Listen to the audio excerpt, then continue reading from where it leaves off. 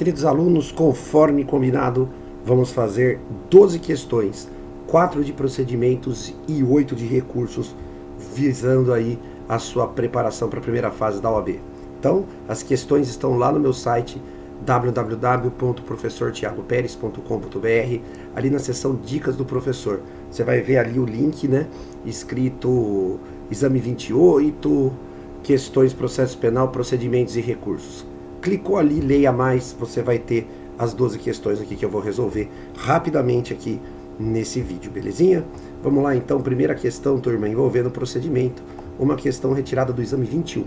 Vitória e Bernadette entram em luta corporal em razão da disputa por um namorado, vindo Vitória desferir uma facada no pé da rival, que sofreu lesão graves. Bernadette compareceu em sede policial, narrou o ocorrido e disse ter intenção de ver a agente responsabilizada criminalmente. Em razão dos fatos, a Vitória é denunciada e pronunciada pela prática do crime de tentativa de homicídio. Então observa, ó, ela está dentro do rito especial do júri e ela já está na segunda fase, porque ela foi pronunciada. Em sessão plenária do Tribunal do Júri, ó, confirmou o que eu estou te falando, plenário do júri, segunda fase, os jurados entendem, no momento de responder aos quesitos, que Vitória foi autora da facada, mas que não houve dolo de matar. Diante da desclassificação, será competente para o julgamento o crime residual, bem como da avaliação do cabimento dos institutos despenalizadores. Então olha só, turma, quando a desclassificação é na primeira fase do júri, o juiz desclassifica para o crime que não é doloso contra a vida, 419 do CPP, e remete os autos para o juiz competente. Mas lembra da aula, se o juiz desclassificar na segunda fase do júri, ou se os jurados, desclassificarem na segunda fase do júri, o próprio juiz do júri julga a turma, na hora, ele julga na hora. A pessoa já vai sair do plenário condenado por esse crime residual, esse crime aí resultante, né, turma, da desclassificação. Então vamos lá, letra A. Quem é que vai julgar? O juiz presidente do Tribunal do Júri. Correto. A letra A já é o quê, turma? Correta. Tá? Letra A, juiz presidente do Tribunal do Júri. Então, aqui, né, refazendo a questão para ficar claro para todo mundo, rito especial do júri e rito escalonado, duas fases. Se na primeira fase do júri o juiz desclassificar, ele remete os autos para o juiz competente. Se na segunda fase do júri, que é o caso da nossa questão, os jurados entenderem que o crime não é doloso contra a vida, o que vai acontecer, turminha?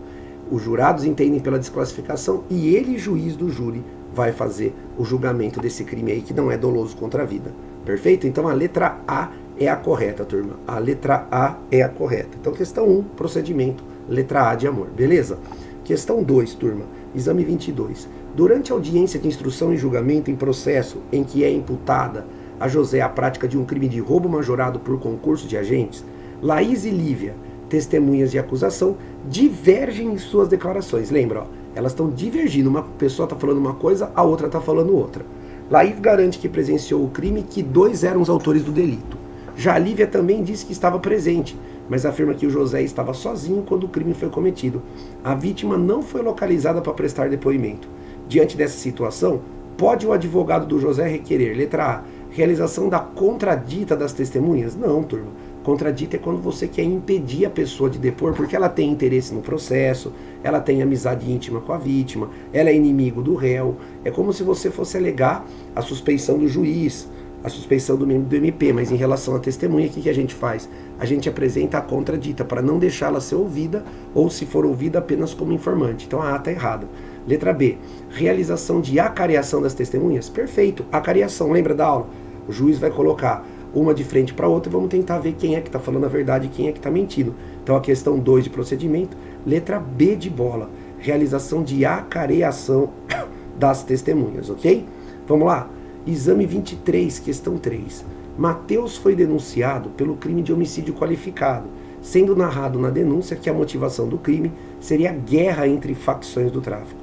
5 dias antes do julgamento em plenário, o MP junta ao processo folha de antecedentes criminais do acusado, conforme requerido quando da manifestação em diligência, em que, de fato, constavam anotações referentes a processos pela prática do crime da lei de drogas. Apenas 3 dias úteis antes do julgamento, a defesa do Mateus vinha tomar conhecimento da juntada da FAQ. Tá perfeito, né? A pessoa pode juntar o documento antes do júri até 3 dias úteis antes, tá bom? No dia do julgamento, após a manifestação oral da defesa em plenária, Indagado pelo juiz-presidente sobre o interesse de se manifestar em réplica, o promotor de justiça afirma negativamente, reiterando aos jurados que as provas estão muito claras e que o réu deve ser condenado, não havendo necessidade de maiores explanações. Ué, pera lá, presta atenção. O juiz falou, doutor promotor, o senhor vai querer fazer a réplica? Ele vira e fala, não, excelência, eu não vou fazer réplica, mas quero dizer que o réu tem que ser condenado, que está aprovado. Pô, ele fez a réplica. E lembra, se o promotor fez a réplica, o advogado vai ter direito do quê, turma? De tréplica.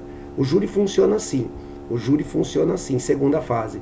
1h30 para cada parte. Se são 2 ou mais réus, 2h30 para cada parte. 2h30 para a defesa, 2h30 para a acusação.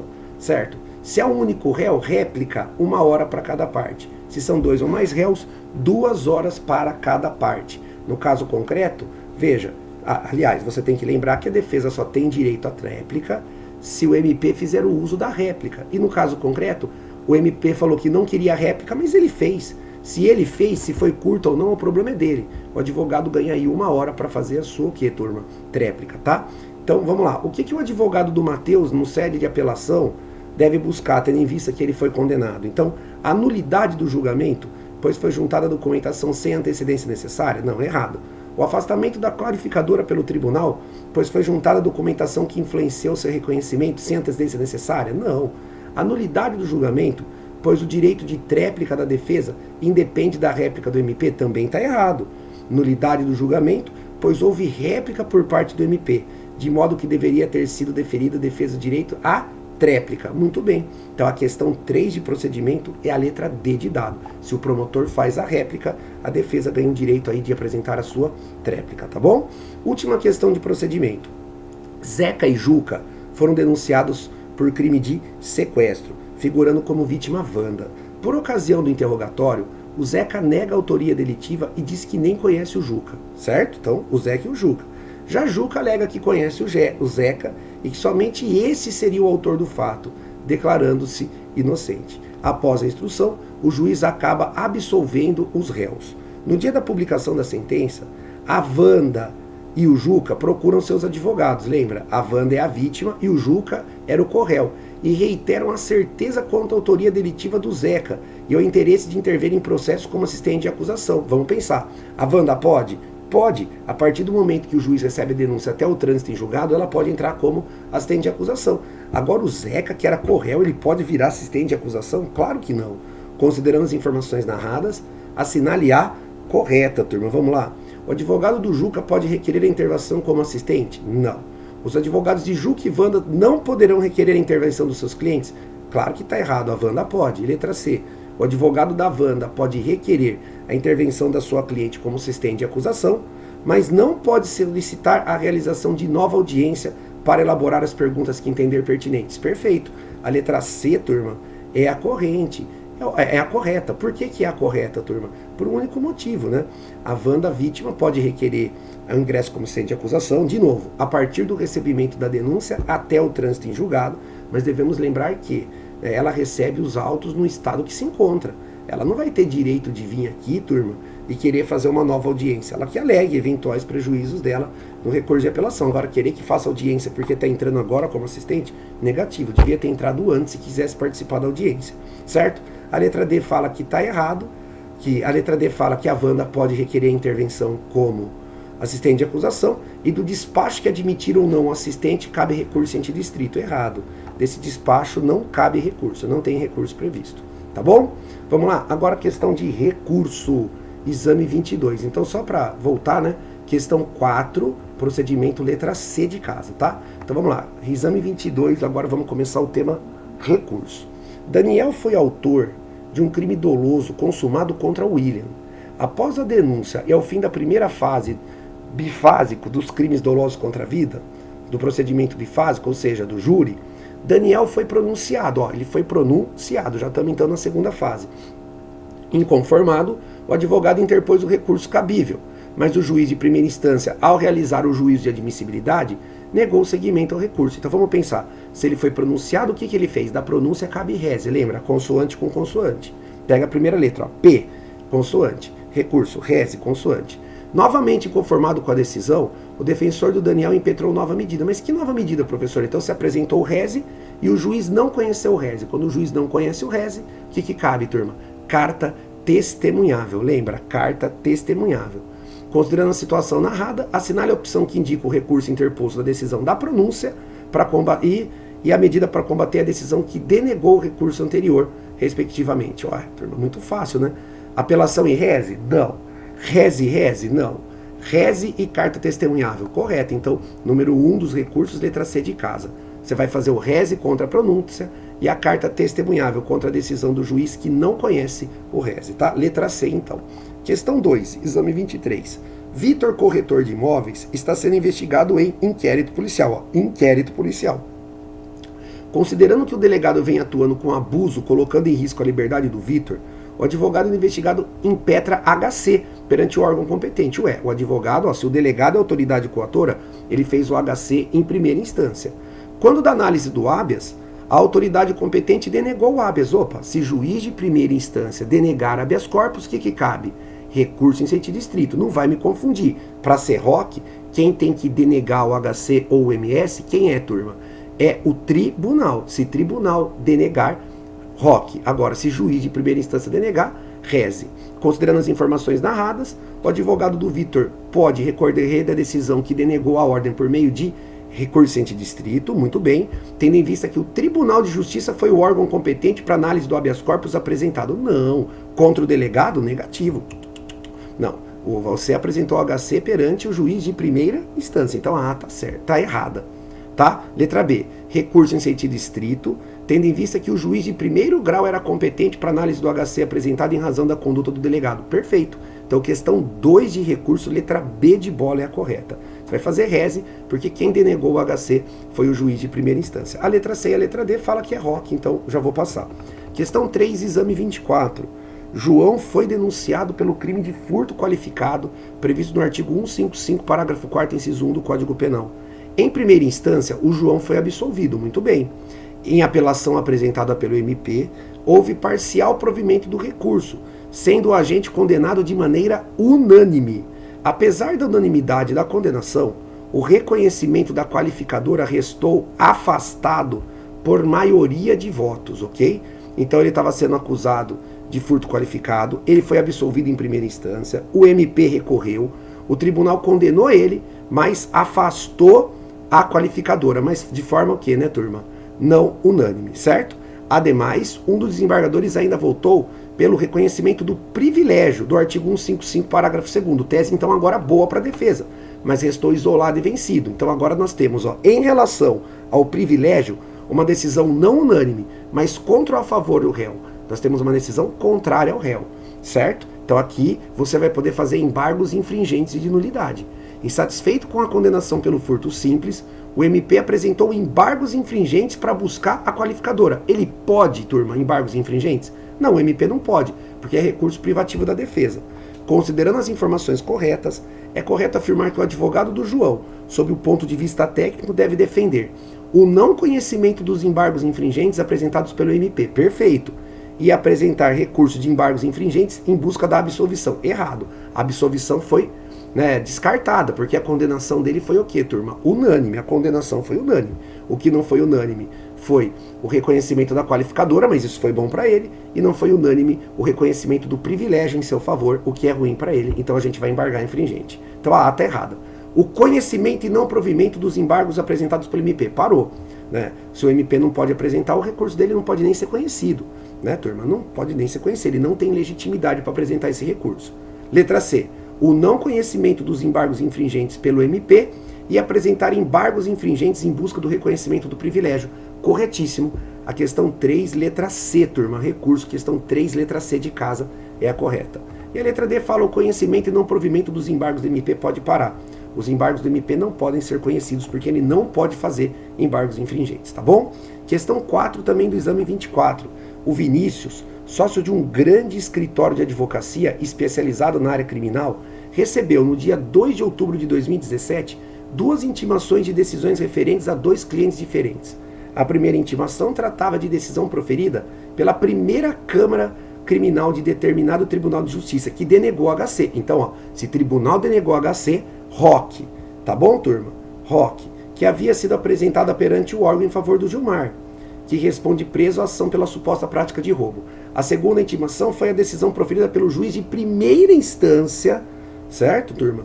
Da Vara Criminal de Fortaleza, também denegando HC. Opa, então se o juiz de primeira instância denegou HC, você já viu na questão anterior, cabe reze. Então quais são os recursos aí que você vai ter que apresentar? Então você vai ter que apresentar recurso ordinário e constitucional e recurso em sentido estrito, respectivamente. Logo, já é correta a letra A de amor. Então, roque contra o tribunal que denegou HC e reze contra o juiz de primeira instância que denegou HC. Letra A, portanto, é a correta, ok? Letra A de amor é a correta. Questão 5, exame 25. Vamos lá, turma. Luiz foi condenado em primeira instância por a prática de homicídio qualificado em razão de recurso que dificultou a defesa da vítima. Durante o seu interrogatório em plenário, Luiz confessou o crime, mas disse que não houve recurso que dificultou a defesa da vítima, tendo em vista que ela estava discutindo com ela quando da ação delitiva. Insatisfeito com o reconhecimento da qualificadora pelos jurados, já que, diferentemente do que ocorreu em relação à autoria, não haveria qualquer prova em relação àquela, o advogado apresentou de imediato apelação. Considerando as informações narradas, o que o advogado do Luiz deve buscar em série de recurso? A nulidade do julgamento com consequente realização de nova sessão? Claro que não, turma. O reconhecimento de que a decisão dos jurados foi contrária à prova dos autos em relação à qualificadora, com consequente realização de nova sessão de julgamento. Muito bem, turma. A letra B aqui é a correta. O reconhecimento de que a decisão dos jurados foi contrária à prova dos autos em relação à qualificadora, com a consequente realização de nova sessão do julgamento, certo? Muito bem, a letra B de bola, né, turma, é a correta. Perfeito? A letra C fala o afastamento da qualificadora pelo tribunal com a imediata readequação pelo órgão, claro que não. O afastamento da qualificadora pelo tribunal com a baixa dos autos para que o juiz do júri aplique nova pena, claro que não.